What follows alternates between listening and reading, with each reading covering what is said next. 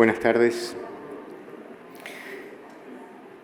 Creo que todos tenemos una enorme alegría de volver a estar presencialmente en estas reuniones y en este congreso. Y es un gran honor el que tengo de presentar hoy al expositor de la Conferencia Presidencial Alfredo Pavlovsky 2021.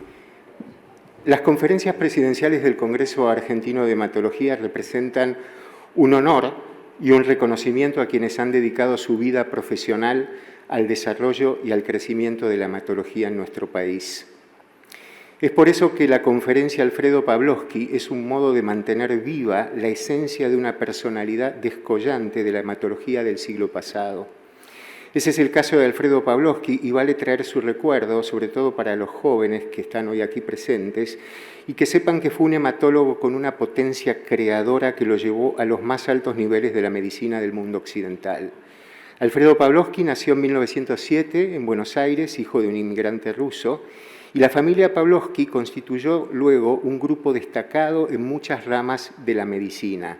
Alfredo Pavlovsky encontró en la hematología una zona de desarrollo a la que le imprimió un fuerte impulso. Fue quien inició la fundación de la hemofilia, el desarrollador de Fundaleu, miembro fundador de la Sociedad Internacional de Hematología, presidente de la Sociedad Argentina de Hematología, primer director del Instituto de Investigaciones Hematológicas. Pero su lugar en el panorama internacional se asocia íntimamente a la descripción de las hemofilias, a la comprensión de los distintos tipos y a los mecanismos que están implicados en su fisiopatología, lo que le dio un lugar de reconocimiento en una especialidad que recientemente se había comenzado a desarrollar. Alfredo Pavlovsky falleció en abril de 1984, dejando un legado que continuaron distintos integrantes de su familia, muchos de ellos ligados a la hematología. Valga el recuerdo que la Sociedad Argentina de Hematología ha instituido con esta conferencia central de nuestros congresos. Pero me toca especialmente presentar hoy a un querido colega, a un amigo muy cercano, Miguel Castro Ríos. Miguel nació en San Isidro en julio de 1946. Este dato es importante por lo que significa para él esta pertenencia. San Isidro nunca ha perdido su carácter de pueblo y así como San Telmo es el barrio que otorga su marca colonial a Buenos Aires y lo implanta en un pasado histórico, San Isidro es donde se puede encontrar ese pasado para los pagos del norte. Miguel nunca ha abandonado esa querencia y San Isidro es un personaje central de su existencia. Hijo único de Miguel Castro Ríos y de Angelina del Valle, sus padres fueron quienes le legaron el amor por la política nacional y por las letras. Su educación la recibió en el Colegio San Juan el Precursor y durante la adolescencia y juventud se volcó a la actividad deportiva y se vinculó con el rugby con pasión, jugando en el Club Atlético San Isidro, un club que forma parte desde su edad temprana y en el que ha dejado también su impronta. Ingresó a la Facultad de Medicina de la Universidad de Buenos Aires, de donde egresó con diploma de honor en 1971. Es decir, Miguel Castro Ríos cumple este año sus bodas de oro con la medicina. Luego de egresar de la Facultad de Medicina, su residencia en Medicina Interna fue en el Instituto de Investigaciones Médicas bajo la dirección del doctor Alfredo Lanari. Esta época de su formación se encuentra marcada por los tiempos más turbulentos que hubo en nuestro país y en esa atmósfera, la del instituto, Miguel recibió a una forma de entender la profesión médica desde una filosofía que modeló a una parte fundamental de la medicina argentina. Miguel siempre comenta una de las primeras impresiones que recibió de ver caminando a uno de los médicos del instituto enfrascado, leyendo un número del New England Journal of Medicine sin prestar atención a lo que ocurría a su alrededor. En este clima de valoración por el conocimiento, con un grupo de gente que consideraba la excelencia como una meta primordial y la honestidad intelectual como un distintivo absoluto, Miguel Castro Ríos se formó con el rigor propio de esta escuela. Luego de concluir su tiempo en la clínica, siguió su camino hacia la hematología en el servicio que ya se encontraba bajo la jefatura de Julio Sánchez Ábalos. No en vano, de ese grupo surgirían en el futuro varios presidentes de la Sociedad Argentina de Hematología. Habiendo sido un hijo directo del instituto, en 1997 tomó el desafío de conformar un servicio de hematología en el Hospital Bonorino Udaondo, especializado en gastroenterología, lugar del que saldrían numerosas colaboraciones referidas a linfomas del tubo digestivo. Y debe mencionarse también su colaboración con el Grupo de Hematología del CEMIC entre 1994 y 2003. En San Isidro mantuvo una presencia organizadora de la hematología en el Sanatorio San Lucas y en el Centro de Hematología Clínica de San Isidro, donde continúa su práctica habitual. Durante su actividad profesional ha recibido numerosas distinciones por su labor académica, destacándose los premios de la Sociedad Argentina de Dermatología y los de nuestra sociedad por su participación en investigaciones de las alteraciones plaquetarias familiares, que recientemente recibió el premio que recuerda a la doctora Moira Luesma en el 24º Congreso de Hematología. Miguel es un comunicador nato y esto lo ha volcado en su extensa actividad docente que acá se muestra, no solo dentro de la hematología, sino en la clínica y en la farmacología.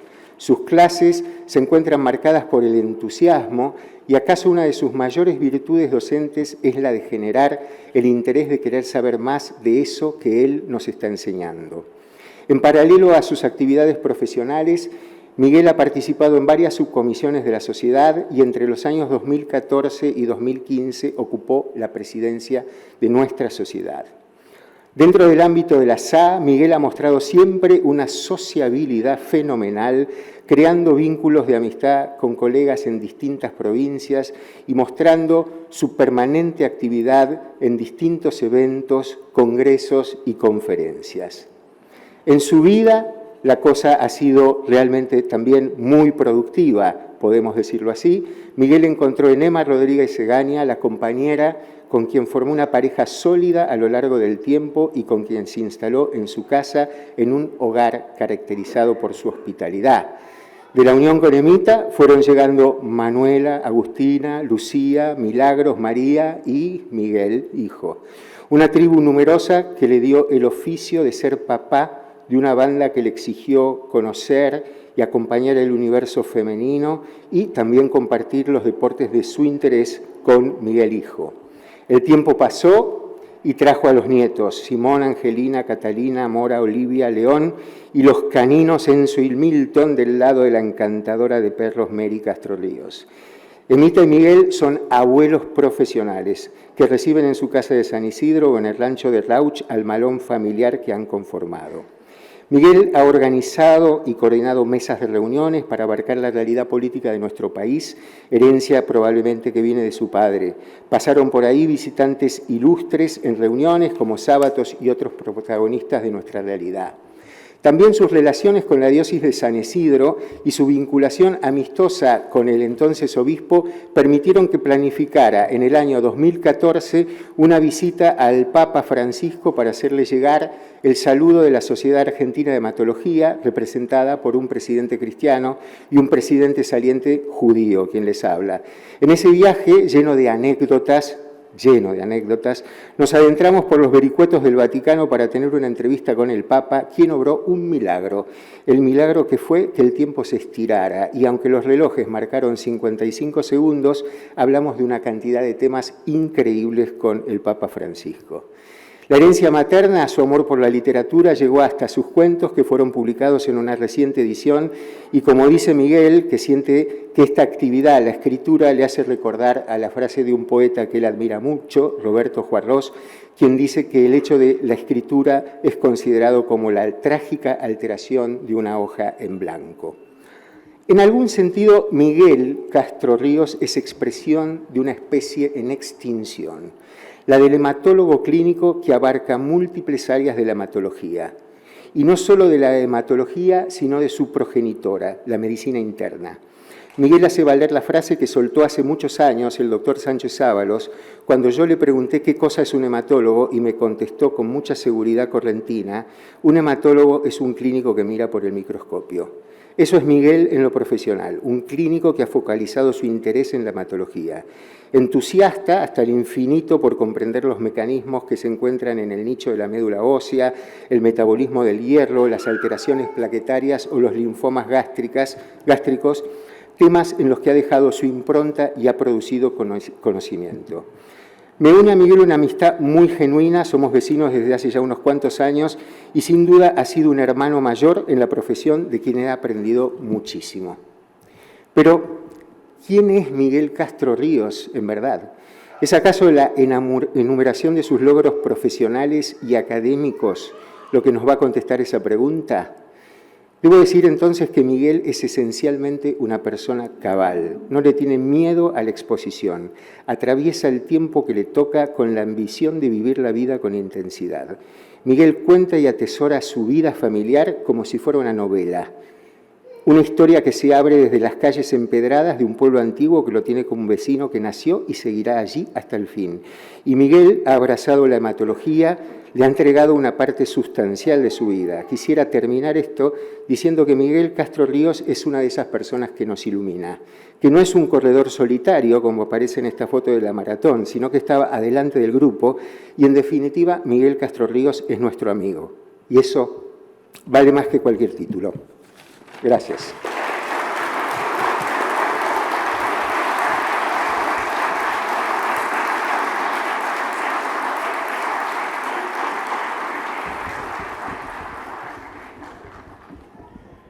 Bueno, después de esta presentación no sé quién soy realmente. Es una exposición increíble. Gracias, Gustavo. No tengo palabras para lo que has sacado de mí.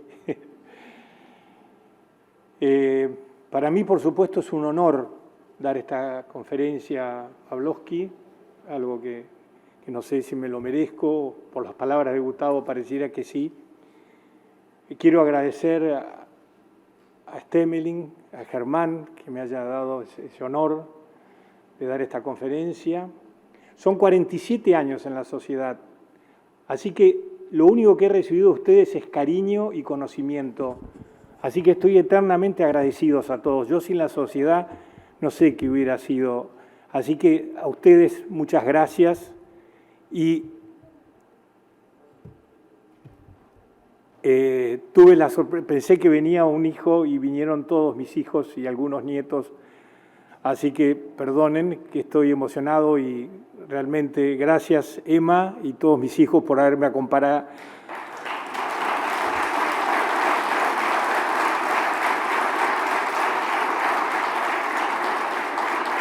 Y haberme tolerado durante 47 años.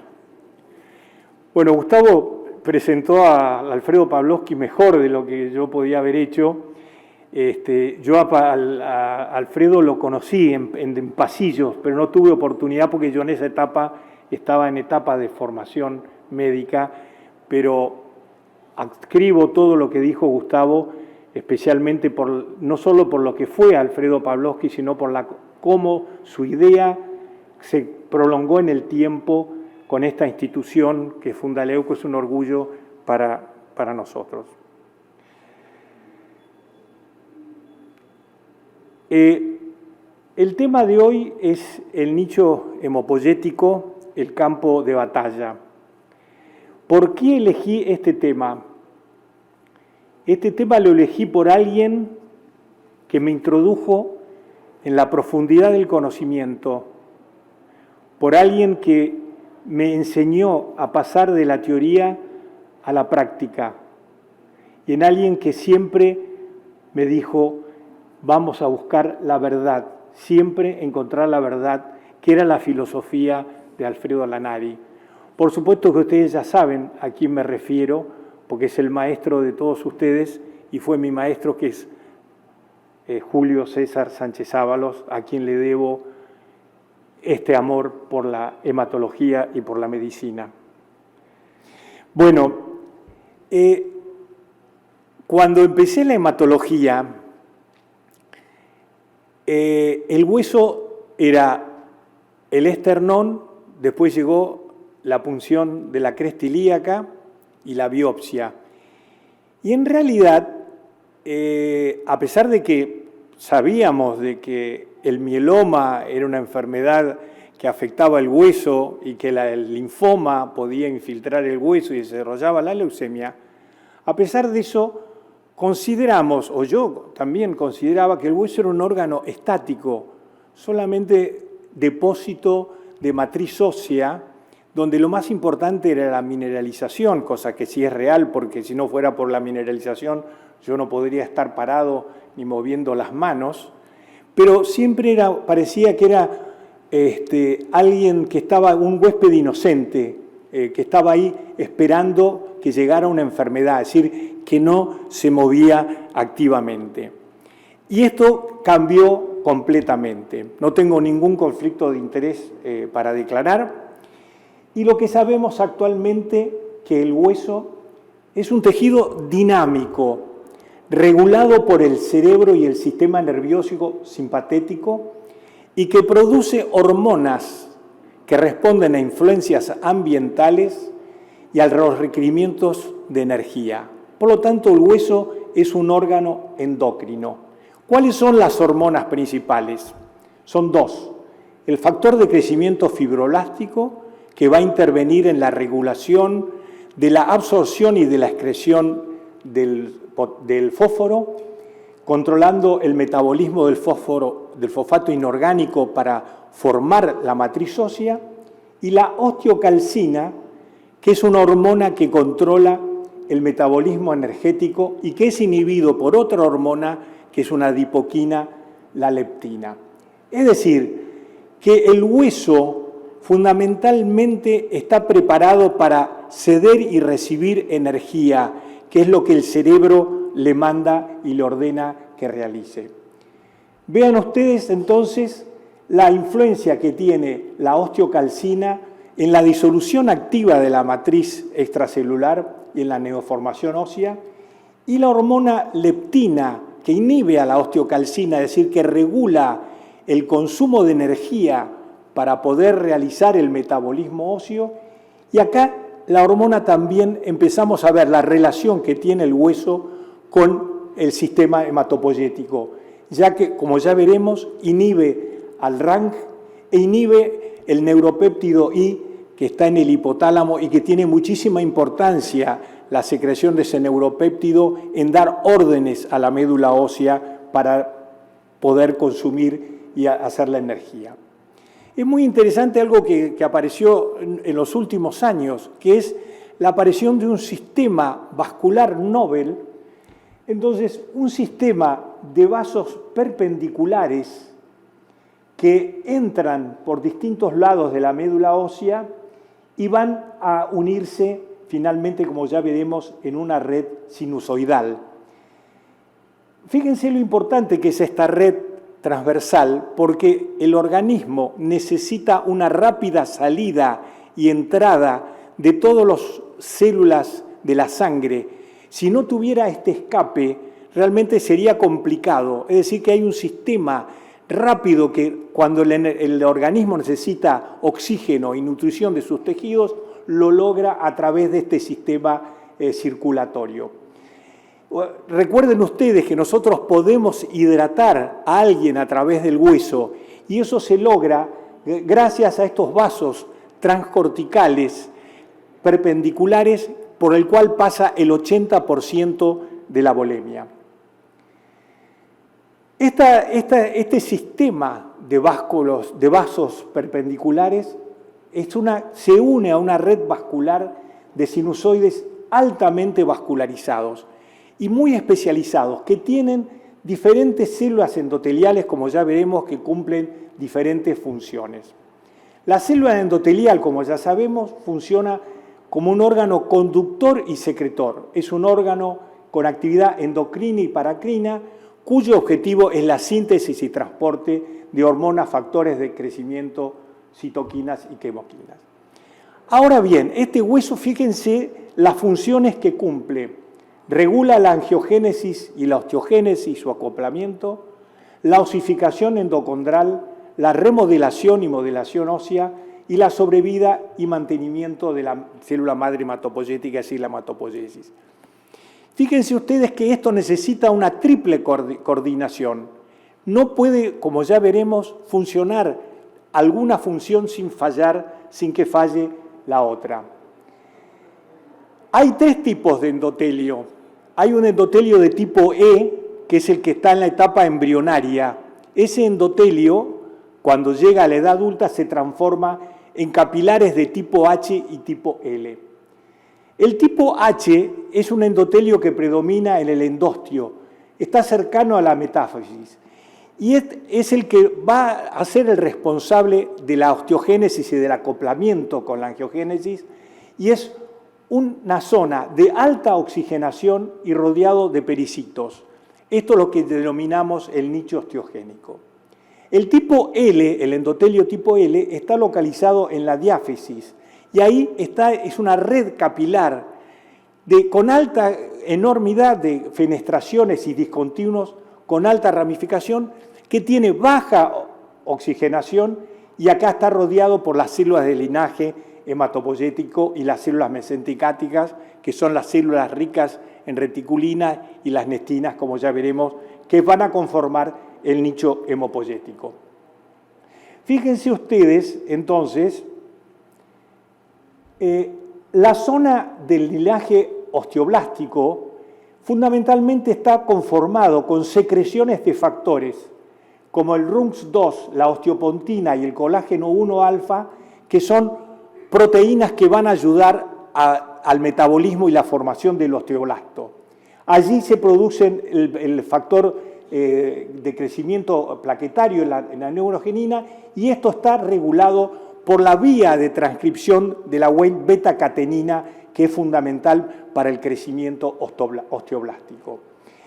En esta zona también están rodeados de pericitos, y es muy importante el pericito porque es una célula que modifica la permeabilidad de la célula endotelial y por otra parte ayuda a que la célula madre hematopoyética mantenga su quiesencia.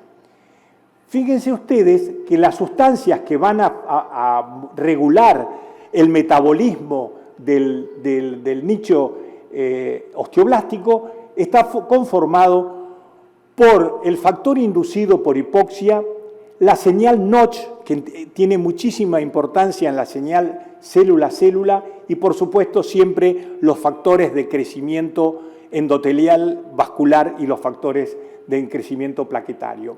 Y entonces aquí hay dos zonas, una zona de remodelación y una zona de modelación, donde están intrínsecamente relacionados el osteoclasto y el osteoblasto, como ya veremos. Así que esta zona con endotelio de tipo H es la zona donde van a proliferar, a realizarse la osificación endocondral y a realizar la mayor parte de la osificación. Yendo entonces de la metáfisis hacia la diáfisis, nos encontramos acá con otra zona totalmente distinta, con un endotelio totalmente relacionado para la proliferación de la célula madre hematopoyética, como es el stem cell factor, el KIT1 alfa, la angiopoyetina 1, que también tiene importancia en mantener la quiesencia, y acá es donde están entonces las células CAR y LEPR positivas, que son las células también muy influenciadas por la quemoquina CXL12, que es la que va a mantener la quiesencia de la célula madre hematopoyética. En ese medio ambiente, entonces, que forman estos vasos, hay una red interactiva de células que están en permanente comunicación, que producen una enorme cantidad de sustancias que van a tener la obligación de mantener a las diferentes líneas celulares y que se han conformado entonces a lo que se ha llamado el nicho hematopoyético y el nicho osteoblástico. Entonces, pasamos a hablar entonces a la parte del nicho hematopoyético. No sé si se pasó una diapositiva, pero no importa. Entonces entremos a hablar del nicho hematopoyético, este término que fue propuesto en 1978 y fue definido como una entidad donde las células madres hematopoyéticas mantienen su quiesencia y donde están preservadas las propiedades de autorrenovación, regulando la maduración y la liberación. Todos estos elementos forman un complejo neuroreticular que se comporta como un sinsitio y donde hay una sincronización electromecánica. Es decir, está sincronizada la modelación y la remodelación junto con la maduración y la autorrenovación de las células madres. Y aquí viene el concepto más importante. Son 3 compartimentos endocrinos que están estrechamente relacionados y que tienen una comunicación homeostática permanente. Tenemos el endostio, el nicho vascular y el nicho hemopoyético, que es donde está la matriz extracelular, esencial también para la coordinación de los otros 2 compartimentos. Por lo tanto, el nicho es un casco de protección para evitar el daño del medio ambiente. Fíjense, esta imagen es una diapositiva clásica, la cual está mostrada por el grupo de Méndez Ferrer de la Universidad en Londres, uno de los precursores del estudio del nicho hematopoyético y el que fundamentalmente abocó su estudio a cómo está inervada la médula ósea en todas las células que la conforman. Por lo tanto, tenemos acá el nicho conformado por osteoblastos, el compartimento vascular, donde están las células estromales y la célula endotelial. Aquí está la matriz extracelular, donde está lleno de citoquinas, quimoquinas y hormonas, y todo eso regulado por la neurona simpatética y la célula de Schwann no mielínica, que son los que van a coordinar en forma electromecánica el funcionamiento de los 3 compartimentos. Muy bien, entonces en este nicho tenemos 2 progenies fundamentales y esenciales. Tenemos que tienen una regulación jerárquica, tenemos el linaje hematopoyético, donde está la célula madre de largo plazo, long term, que va a dar origen a todas las progenies, tanto mieloide, eritroblástica como linfoide. Pegado a ella está la línea estromal, una línea de células que ha empezado a cobrar muchísima importancia para la hematología y para otras áreas de la medicina por la importancia que tienen estas células, especialmente en la médula ósea, donde la línea estromal tiene una función nutriente y inmunorregulatoria y que van a dar origen al precursor esquelético y fundamentalmente puede dar origen esta línea al osteoblasto, al adipoblasto, al fibroblasto y al osteoblasto, que después se transformará en osteocito. Este grupo de células mesenquimáticas son de gran versatilidad, pueden transformarse de una en otra en cualquier momento de la evolución del trabajo de la médula ósea, y fíjense ustedes las dificultades que ha tenido la ciencia, porque estas células tienen, cuando se hacen estudios para ver el agrupamiento de genes en su interior, con los métodos de secuenciación de single cell de RNA, son muy parecidas. Siempre fueron consideradas células que eran muy homogéneas y sin embargo tienen una gran heterogeneidad.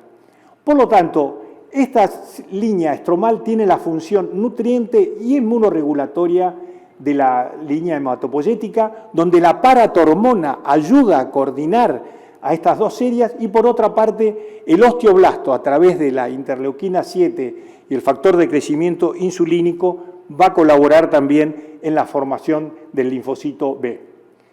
Entonces, vean ustedes lo que está adentro del nicho hematopoyético, la gran cantidad de células, la gran cantidad de sustancias, de factores de transcripción, que hacen de que sea tan difícil poder progresar en el conocimiento por la gran diversidad de células, además de todas las sustancias que la conforman, por la comunicación que se produce de célula a célula.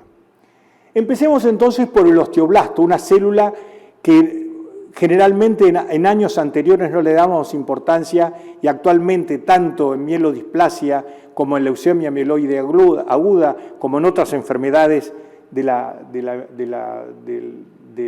medicina hematológica tienen una función muy importante. El osteoblasto y las células estromales son el origen principal de Rankele, cuyo rol principal es la sobrevida y proliferación de los precursores osteoclastos. La osteoprotegerina, que está sintetizada por el osteoblasto, es un inhibidor de la reabsorción ósea e impide la unión del RANK al RANKL, por lo tanto bloqueando la actividad osteoblástica. Por lo tanto, este radio RANKL osteoprogesterina ha pasado a tener un rol fundamental porque es el link de unión entre la remodelación ósea y la hematopoiesis. Así que su estimulación afecta la movilización de la célula madre, así como también la actividad hemopoyética. Por lo tanto, entonces, tenemos el nicho endostial, donde está la maduración del osteoblasto, donde hay una línea de osteoblastos que son subendoteliales, que a través de la secreción de CXL12 mantienen la aquiescencia. Dentro de ese nicho hay un grupo heterogéneo de células donde aparece el adipocito, una célula que ha pasado a tener una importancia muy grande en la hematopoiesis, y después acá están todas las células responsables de colaborar con que las células abandonan la médula ósea junto con la matriz celular para pasar a la circulación. Y todo esto controlado por el eje neurohemopoyético que mantiene la actividad simpática. Por lo tanto, lo importante es que cómo se hace, cómo llegan todos estos receptores, cómo llegan las diferentes fibras gliales con receptores de distintos mecanismos. Es algo que es difícil de entender, cómo hay receptores adrenérgicos, dopaminérgicos, que van a controlar la secreción de los factores de crecimiento y las citoquinas. Pero no solamente eso, sino que hay neuropéptidos y neurotransmisores que no están solamente en la médula ósea, sino que son neuroquinas que están también dentro del cerebro. Por lo tanto, hay una influencia muy importante entre los receptores y la secreción de factores, entre el cerebro, que es el que va a determinar cómo va a funcionar la médula ósea a través de este sistema nervioso periférico.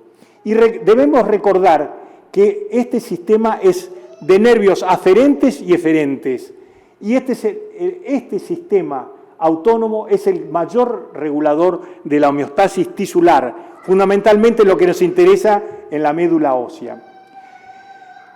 ¿Qué importancia tienen entonces las células gliales que van a soportar las fibras nerviosas? Están ayudadas por la célula de Schwann a través de la secreción de moléculas activadores de Transforming Growth Factor, induciendo la estimulación del SMAD3.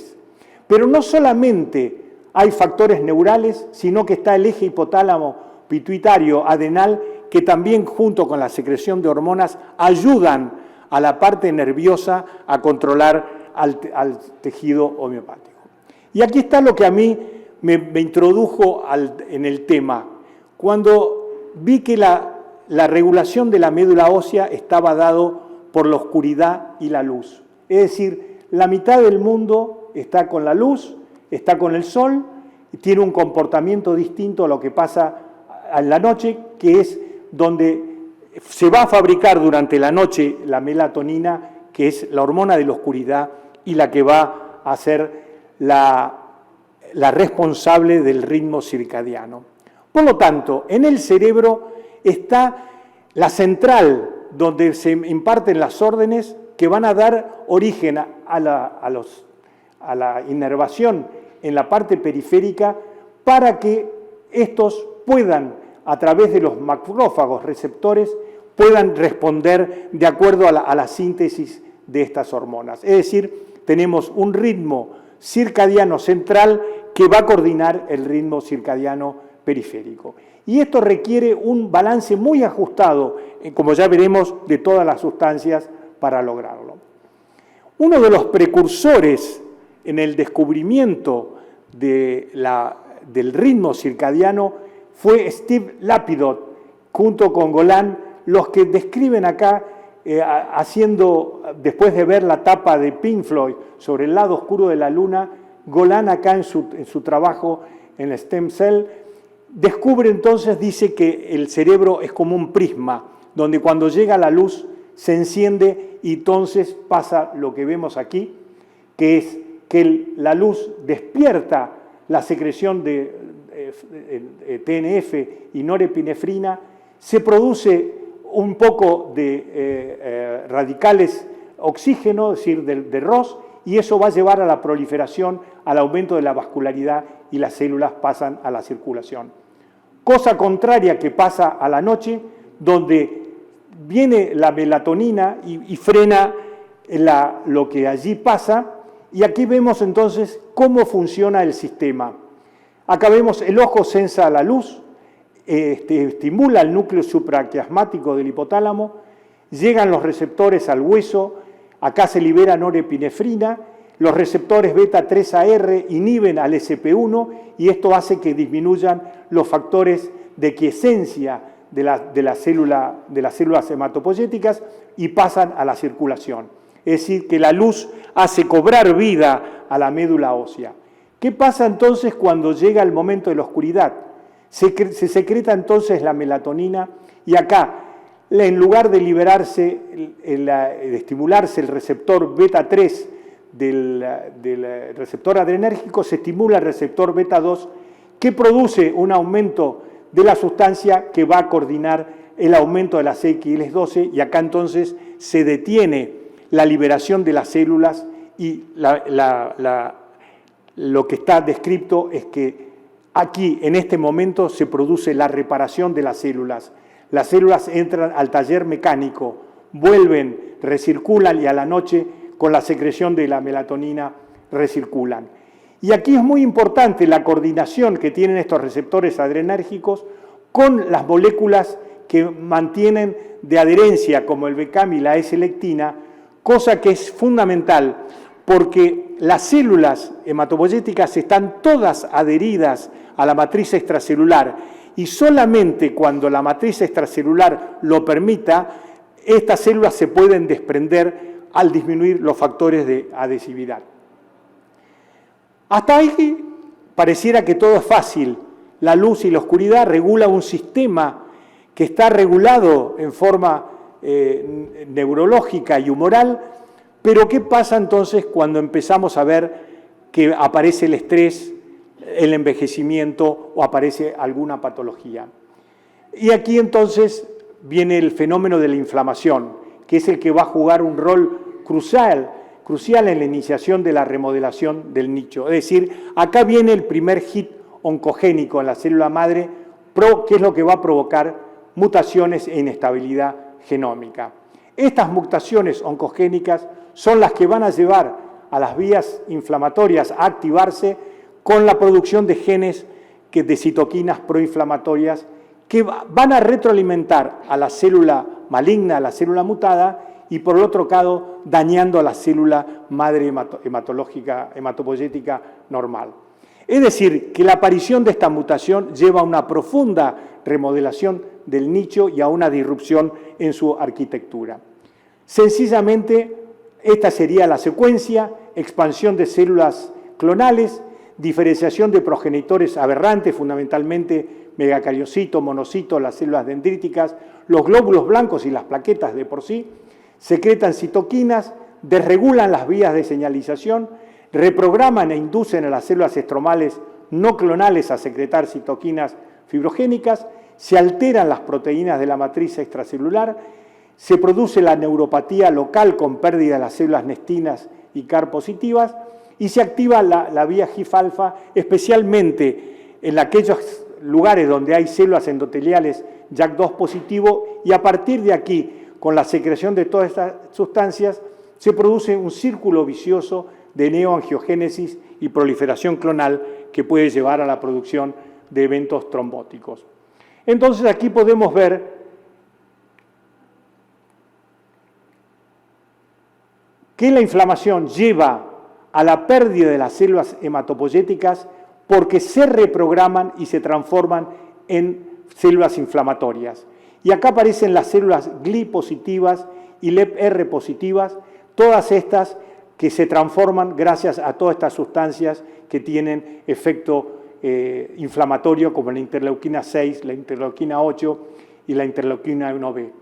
Y esto está, como ya veremos, fundamentalmente producido por la acción de los megacariocitos displásticos que liberan CXL4, Transforming Growth Factor Beta, interleuquina 1,6, que va a alterar a estas células hematopoyéticas, haciendo que se pierdan las células de soporte y crezcan estas células que son las que van a seguir la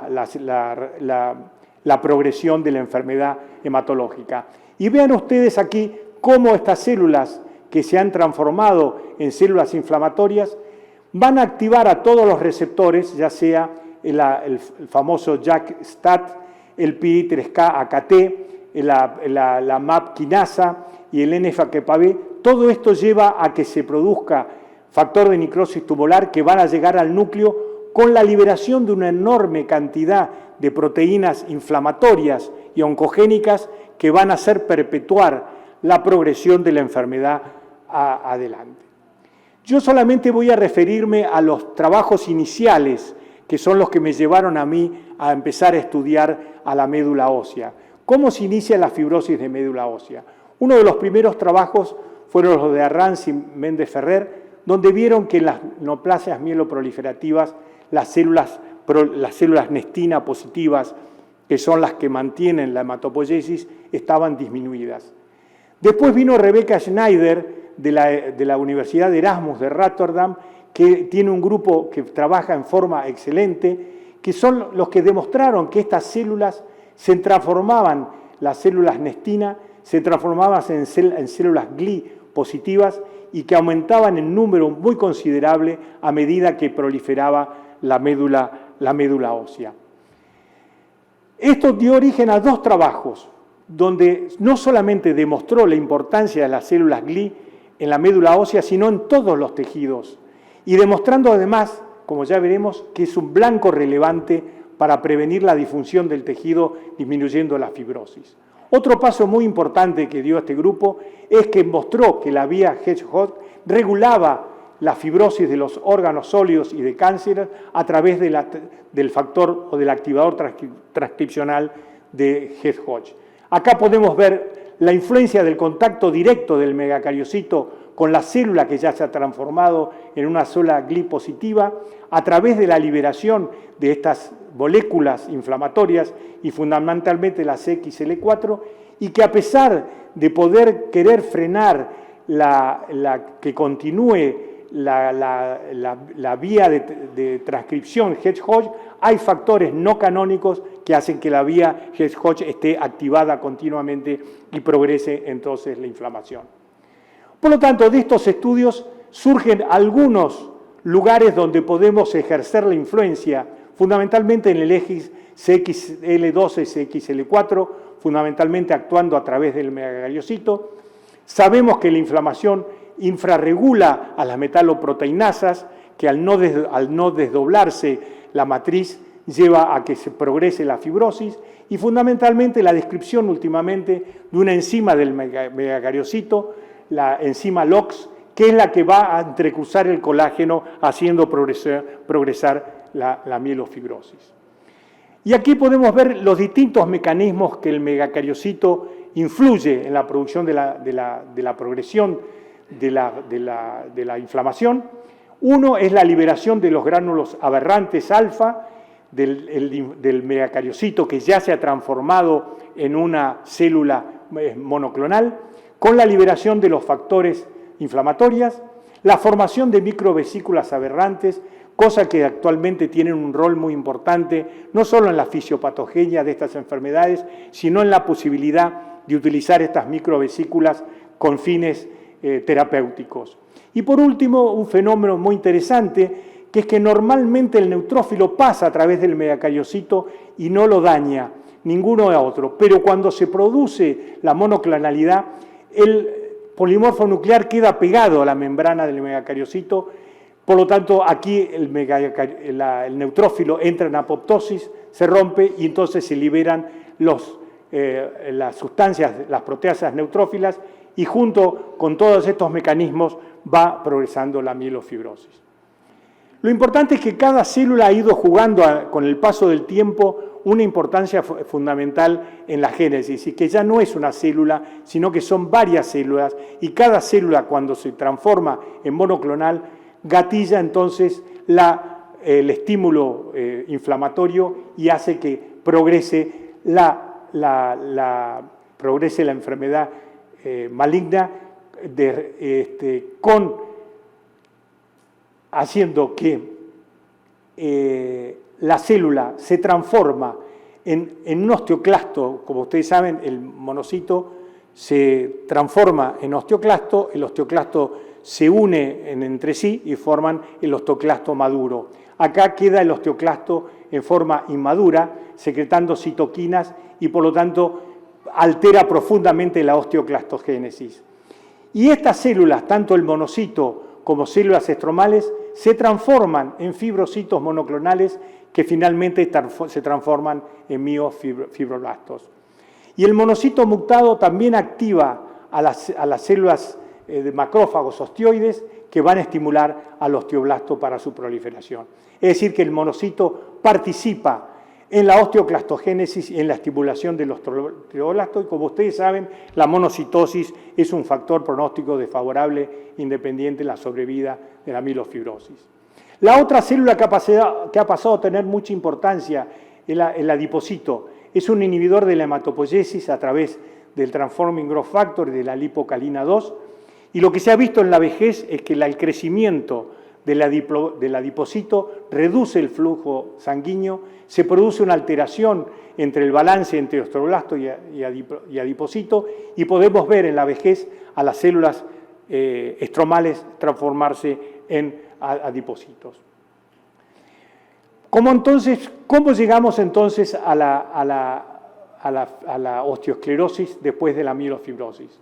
Fundamentalmente, entonces, el monocito monoclonal se transforma en macrófago monoclonal y también estimulando los macrófagos tipo wild type, va a liberar la oncostatina M que va a hacer proliferar al osteoblasto. Por otro lado, la célula madre estromal a través de la oentocatenina también va a estimular al osteoblasto, y estos son los que van a hacer que el osteoblasto finalmente empiece a fabricar la osteoprotegerina que impide la unión del RANKL, y acá la osteoprotegerina entonces va a actuar interfiriendo en la actividad osteoclástica. Es decir, tanto el monocito como el osteoblasto, aquí se pierde la coordinación entre ellos a través de la liberación de osteoprotegerina y de numerosas sustancias inflamatorias que nos llevan finalmente a la mielofibrosis.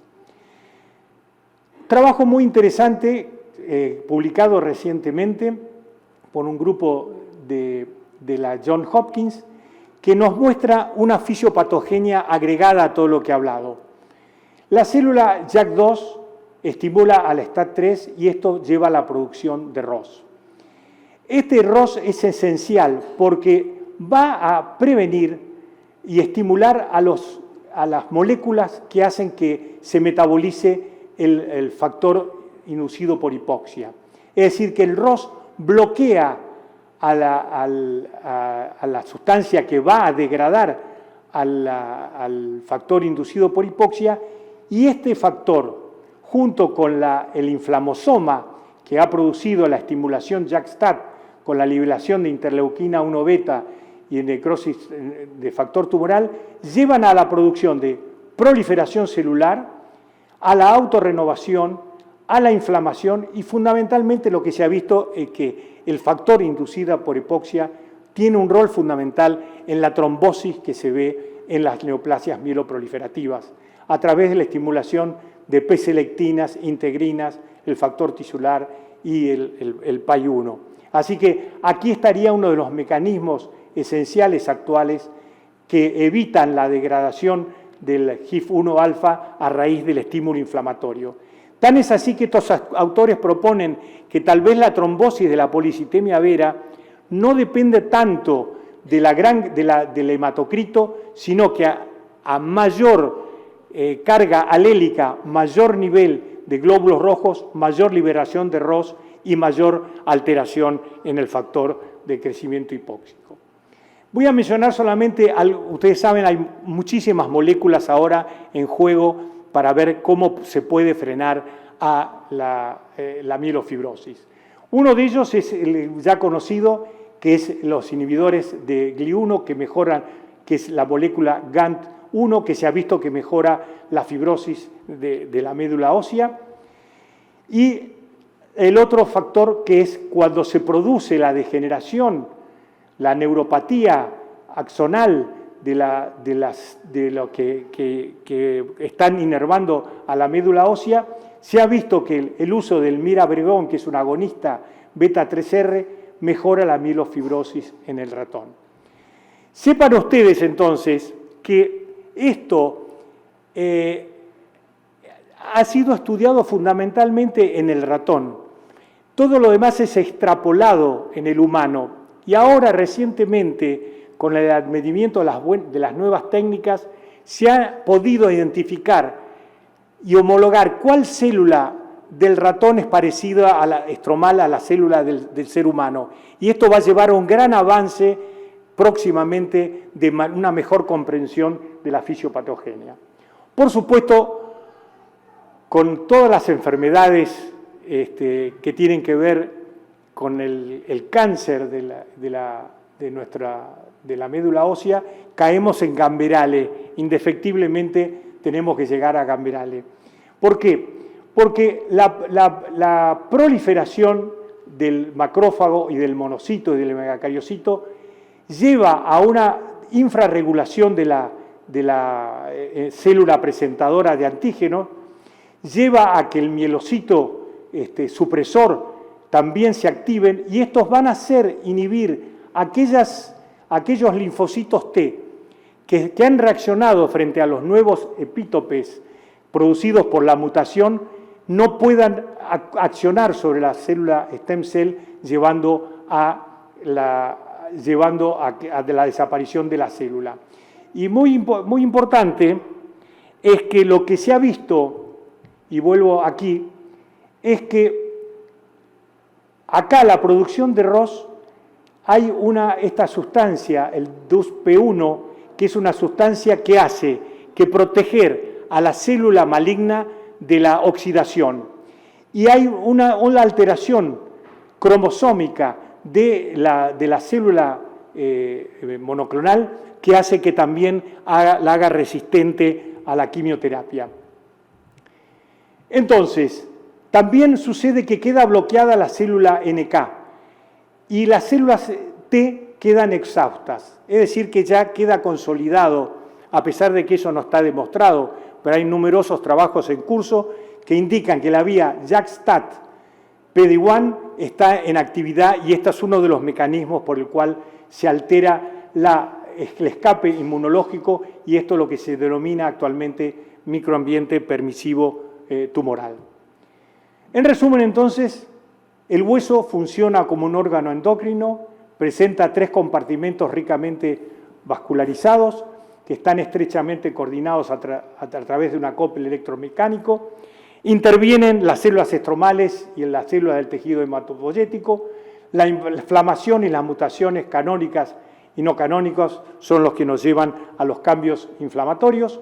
Recién estamos empezando a conocer la relación del hueso-inmunidad y conociendo los mecanismos del escape tumoral, y entonces las neoplasias mieloproliferativas constituyen un modelo humano inflamatorio de desarrollo del cáncer. Y esto nos lleva a demostrar de que no alcanza con la ablación de la célula tumoral, sino que tenemos que trabajar sobre el medio ambiente para poder eliminar la quimioresistencia y restablecer la hematopoiesis. Todo esto que he hablado de toda la relación de todas las células, del equilibrio entre todas las sustancias, nos lleva a la teoría de Gaia. La teoría de Gaia es en recuerdo de la diosa Gaea, que es la diosa tierra de los griegos, análoga a la Pachamama latinoamericana. Considera vivo a todo aquel sistema y los subsistemas que están ordenados. No se hable de que estos subsistemas están en equilibrio, sino que están en un estado estacionario que es distinto al equilibrio.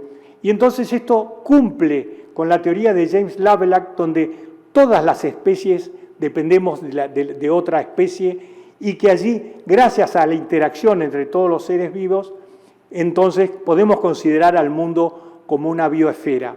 Esto es lo que tenemos que hablar ahora, que es lo que nos puede salvar a la humanidad de los cambios climáticos, que es lo que nosotros tenemos que llevar adelante. Según esta visión de la teoría de Gaia, el ser humano somos más que la suma de las partes y que la relación con las otras especies nos ayuda a que permanezca el estado estacionario en una sinfonía global.